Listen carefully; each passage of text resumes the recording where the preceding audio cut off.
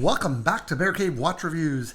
I'm your host, Papa Bear, and today we're going to be reviewing one of a certain company's best-selling watch, a watch that you either love or hate. Most people love because it's kind of like a gateway watch into watch collecting. The watch has what we call a classic design, and I think is one of the best budget dive watches on the market. In fact, you'd be hard-pressed to find a watch that offers as much as this watch offers for such a low price. We're going to be taking a look today at the Invicta Pro Diver 8928 OB, or as some watch snobs call it, the poor man's Submariner. And that's okay, they have their opinions. So we're going to go over some of the basics and get into that. But first, you see I've got my Vario watch pouch, which can only mean that there's something special in there.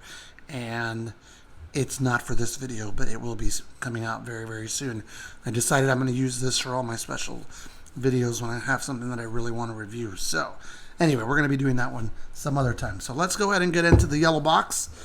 This week's yellow box should have the 8928, and it does not. It has the pillow and links and the thing. But oh yeah, that's right. I'm wearing it. Duh.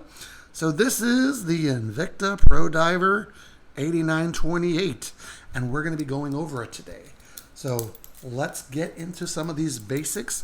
Number one, it has a 40 millimeter case, 13 millimeter thickness, and you can see that little cyclops protruding there. This has got the OB at the end of it because it has the original bezel, which is the coin bezel, a favorite of lots of people. This watch is stainless steel case, back, bracelet, clasp, and it has the exhibition case back with the yellow rotor, which means that this bad boy is rocking the Seiko NH35 automatic movement with the date complication. And if you look closely, you can see that unlike a couple of other watches, that magnification on the Cyclops is actually working. You can see that smooth second hand moving with the Invicta wing on the counterbalance. So flame fusion crystal, something that you either love or hate on the watch, but for under $100, it does what it does.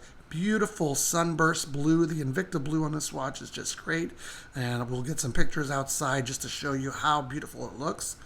This is the two-tone gold and stainless steel with the brushed outer links, polished, high-end polished inner links, and this one has a couple of scratches because guess what? Watches are meant to be worn, and that's what we do. Decent lume on it. This does have the screw-down crown to add the water resistance, so there you go. Now, you see that I pulled it out and it didn't stop, but the NH35, when you pull it all the way out, it does stop. Click it in, and it goes again. You can hear the wind, and then just push in and screw it down. That helps with the 200 meters of water resistance, or 660 feet if you don't like the metric system. Now, I said in the beginning, this is a watch you either love or hate. Personally, I love it. I think it's a great looking watch. This is actually the second one that I've owned, and I actually have also the blackface one with the scallop bezel. This is a really great watch that I've seen some people do mods on. One of the things that a lot of people do, this has hollow end links, so you can get a two-tone oyster style bracelet. Ooh, I shouldn't have said that word, but you know, that bracelet with the solid end links and a glide lock system, and that's one mod. The second mod is changing out the crystal for an actual sapphire crystal, and I think that if you added that sapphire crystal with the magnification on it, it would look really nice. Now, we're not allowed to say certain things when we talk about homage watches, and that bracelet is one of them. Another thing, 120 click unidirectional bezel, and the action on this one is perfect. No backplate, okay, and nice, not tinny. If you saw my replica watch versus the Invicta Pro Diver, you heard that replica had a real tinny bezel action. This one, nice and tight. So that's another thing. Now, the lume on this watch is not great. The pip at the 12 o'clock is not fantastic. But again, this watch sells for under $100, and for $100 or less, you are getting 200 meters of water resistance and a gorgeous looking watch, which, as I said in another video, if you're looking to get a Submariner, there's a wait time on them. Unless you're getting a used one through reliable sources, or if you're lucky to get it from a gray market source, you're going to be waiting for quite some time on that. But this one, readily available. I will put a link to it in the description. Now, how I got the watch, what I love about it, and what I don't like about it, etc. Again, purchase it on Amazon. Link will be in the description. Basically, I think this is the best looking, inexpensive true diver watch on the market. I really do believe that. I think that Invicta gets a lot of hate because they basically copied the Submariner, and some people say if somebody does something great and you copy them, you're basically just imitating it, and that's flattery. Some people hate that. I personally don't care. I think it's a great looking watch. The Flame Fusion Crystal, again, subpar, but at the price, you got to balance it out. I think this watch wears perfect. Now, this one has been perfectly sized for me, 40 millimeter. I like it just a little bit of play on loose there, so I can move it a little bit, especially with the temperature in Florida moving on and off. But nice little wrist roll. It wears great, not too thick. I love the face. It's very simple to read, even with some light on it. I know what it is now. There's no AR coating on that, so you got to think about that. Another wonderful thing about this watch is that it does have that NH35 movement. So you're getting one of Seiko's most reliable movements. That's in pretty much every micro brand and or budget watch out there, I think. Unless you're going with a quartz movement, if you're trying to get into an entry-level automatic, you're going to end up with an NH35.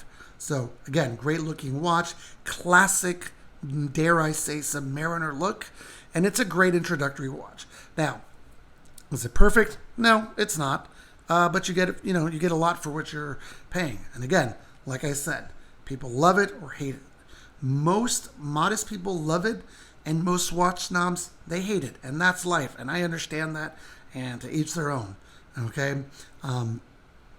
I have reviewed several Invictas on the channel, and I think they're great beater watches. This watch in particular, I said this is my second one. I haven't had a single problem with them. I beat them until they don't work anymore. I think that's what you're supposed to do with a watch, unless it's a high-end watch that you're gonna, wear every now and then. Don't get me wrong. There are other watches out there that you can get for under $100 that are great everyday watches that won't break the bank. But in my opinion, Invicta is one of those that has to be in that discussion, especially for people that are new to watch collecting or are just watch enthusiasts and they just want something that looks nice that they can wear with everything. I think this watch does that, okay? Do I personally think that the Invicta brand is perfect? No, I don't like about 70% of what they bring out. I think most of their stuff is not my cup of tea.